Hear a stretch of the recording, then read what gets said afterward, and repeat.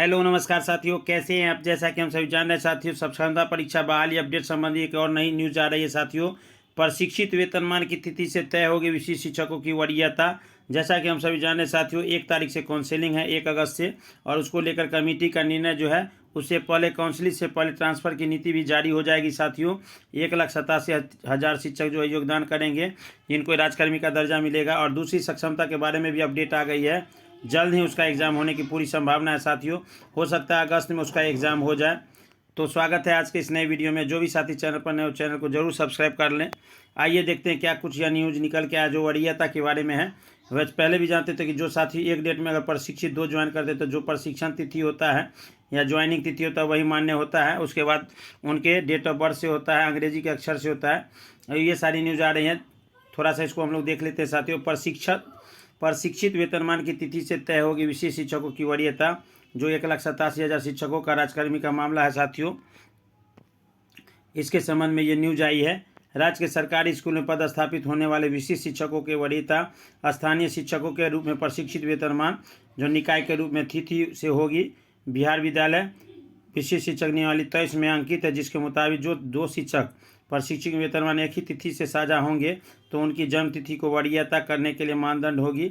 जहां 2 शिक्षकों की जन्म तिथि एक होगी, वहां अंग्रेजी वर्ण वाला के अक्षर जैसे कि ASA और किन्हीं का ASI, तो इनको वरीयता दी जाएगी। इस तरह से यह दी गई है साथियों। और यह तय करेगा 3 मानदंडों फिट नहीं होने के कारण अन्य निर्णय होगा तो विभाग द्वारा लिया जाएगा। तो जो भी सक्षमता परीक्षा में वरीयता वेतनमान से तिथि से प्रशिक्षित से शिक्षकों के उस आदेश को उठ खड़ा हुआ है जो 1 अगस्त से शुरू होने वाले शिक्षकों के काउंसलिंग से जारी हुआ निर्देश से है। खंडिका 6 में 2 अंतिम पद में अगर उनकी वरीयता विद्यालय में योगदान तिथि के आधार पर होगी निर्धारित। इस पंक्ति में विरोधाभासी होने की वजह से विरोधाभास की स्थिति उत्पन्न हो गई है और राज्य में पहली सक्षमता में लगभग 1,87,000 शिक्षक उत्तीर्णता हासिल किए हैं। दूसरी सक्षमता होने वाली है। तो बहुत सारी बातें इसमें कहा गया साथियों। और इसमें स्लॉट वाइज जो है आपका मोबाइल जो होगा, जो आधार से लिंक होगा, तो उस मोबाइल पे जो है आपको साथियों मैसेज आएगा और आपके इस स्लॉट का जो मैसेज आएगा तो उस मैसेज में आपको जो है किस तिथि को काउंसलिंग होगी वो मैसेज आएगा और ई शिक्षा कोष पर भी आने की संभावना है। और उसके लिए जो है 3 दिनों का जो ऑन ड्यूटी अवकाश भी दिया गया है साथियों। और सभी काबिलियत का सत्यापन होने के बाद फिर से विद्यालय संबंधित अगर वरीयता जो पदों प्रखंडों के लिए है या स्कूल का मांग की जाएगी तो वो ठीक है, नहीं तो आपके मोबाइल पे फिर से मुख्यालय से मैसेज आएगा कि आपका इस विद्यालय में हुआ है साथियों। और इस संबंध में जो भी प्रमाण पत्र लगेंगे उसकी हम लोग नेक्स्ट वीडियो में बात करेंगे। आधार, मैट्रिक प्रमाण पत्र, सभी तरह के प्रमाण पत्र और सर्टिफिकेट होगा साथियों। तो ये यहाँ देख सकते हैं वरीयता के बारे में यह न्यूज़ आ रही है साथियों। और कल जो दूसरी सक्षमता परीक्षा होगी उस संबंध में कल जो है विधानसभा में तारांकित जवाब में अपर मुख्य सचिव के द्वारा जो जवाब दिया गया है उसकी भी हम लोग बात कर लेते हैं साथियों।